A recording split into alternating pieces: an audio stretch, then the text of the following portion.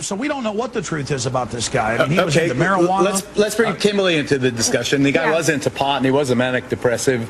But is Alex overreacting, or is the 9/11 connection relevant? Right. I think it's an overreaction, but also you're making some very serious allegations against the U.S. government, saying that they stage attacks. All right, let's stop it right here. Serious allegations. The U.S. government stages events and allows them to occur. Now, if I had the floor on this, well, the Saudi Arabian Visa Center was actually a CIA front that funneled in 15 of the 19 hijackers, the majority of those reported by mainstream media organizations to have trained at the Pensacola Navy Station, the Defense Language School in Monterey, California, Maxwell and Brooks Air Force Base. So there we have the CIA bringing them in. We have the U.S. military training them. We have the ISI, the Pakistani Inter-Intelligence Services that the British created and was revamped through the CIA in the 70s and 80s. They're the ones that were monetarily funding the hijackers. We have the Israeli operatives that were picked up that day. That sounds like an international intelligence operation. And we exposed that, the shadow government, and much more in my last film, Fabled Enemies. And really my next film, Invisible Empire, due out April 15th. I'll be promoting that on Russia Today tomorrow. I'm very excited about that. Is an extension.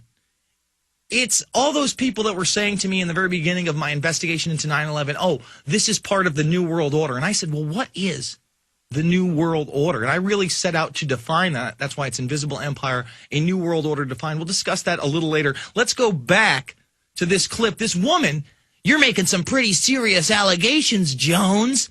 What do you talk serious allegations? No, we have the serious proof. The serious proof by the same establishment that you work for, lady. Let's hit it. In the United States against U.S. citizens. Let's declassify. What? No, what evidence do you have to support any of that? Well, Gulf of Tonkin is very, very well documented. But I mean, what are you talking about? Hold on. It's in Army field manuals to stage false flag attacks, declassified 2004. But separately, why within 1 hour were scores of newspapers and TV? You tell us, Alice, why do you think? Shooting, they were demonizing 9/11 truth. Why are they so scared of 9/11 truth? Why did they do that? Within 1 hour, why did they bring 9/11 truth out? Why do they blame the plane crash with Joe Stack on the Tea Parties? But wait, Alex, wait a second. Back up a second and just take a deep breath. Why would he attack the Pentagon? What aspect of his life would make him manifest it with that kind of violence against All right, let's stop it right there. See, there's Geraldo trying to bait Jones into saying, well, why would he shoot those people? And obviously, he wants Jones's response to be, well, he had these anti-establishment ideals. Folks, the majority of people who are anti-establishment are not violent. The majority of people that are pro-establishment are not violent. But in both communities, you have some nutbags. Nutbags are real. You do have some people that have major psychosis, that are schizophrenic, that do crazy things. Crazy ain't new in this world. It's been around a long time, and it will continue to be around, I promise you. Let's go back to the clip. The Defense Department establishment. Why? Why there? Why not the Fox Health and Human Services Department? Let me tell you, here's Fox News.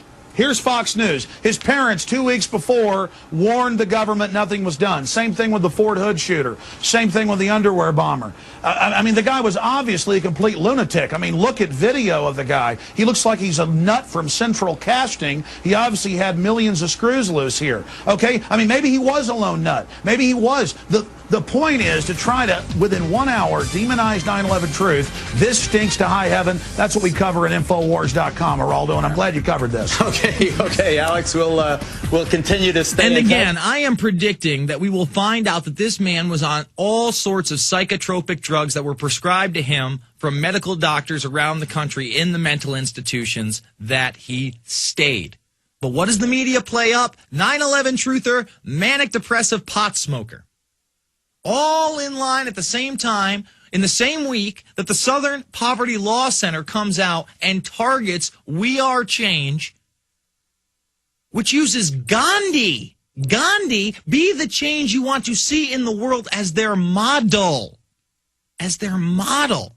Peaceful resistance. And I truly believe the only way we're going to reach that mountaintop of freedom, the only way we're going to restore the Constitution and Bill of Rights is through peaceful resistance. Because I got news for you, folks. They got drones in the air, 20,000 miles in the sky, you're never going to see, that are going to be the judge, jury, and executioner. No trial, I promise. We're going to get into those drones on the other side. It's the InfoWarrior with Jason Burns, PrisonPlanet.tv, InfoWars.com.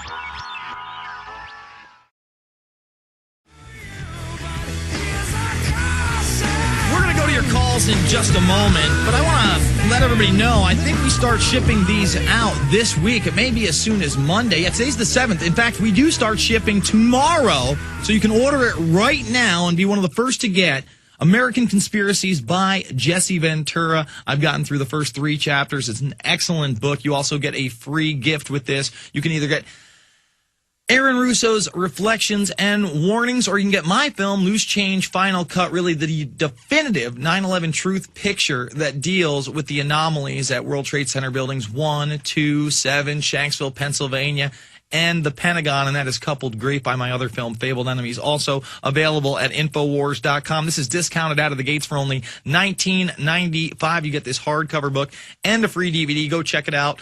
American Conspiracies by Jesse Ventura. All right, I said I'd take your calls, so let's get to Matt in Missouri. You're on. Hey, Jason, can you hear me? Yes, sir.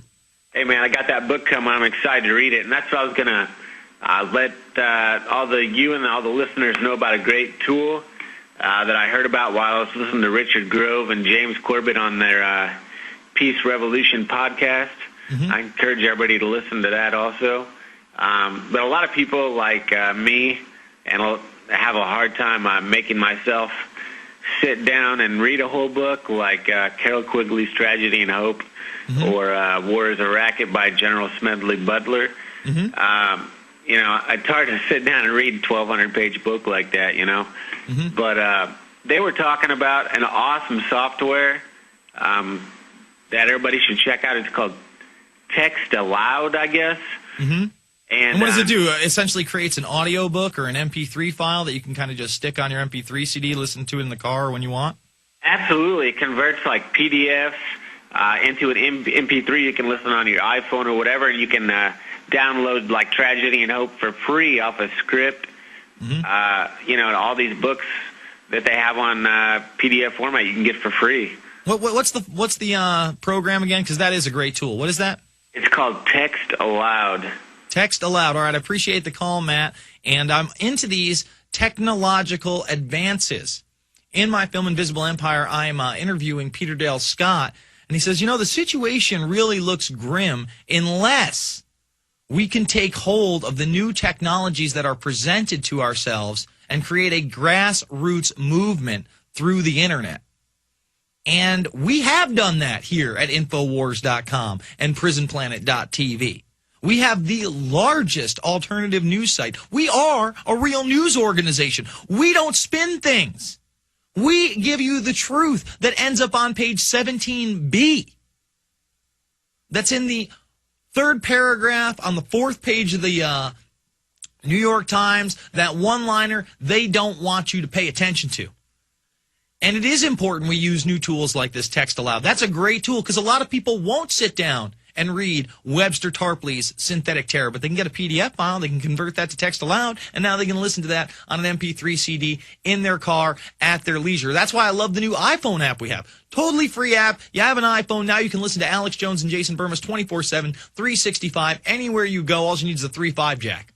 All right, let's go to our next caller. Let's go to Josh in California. Josh, you're on the line.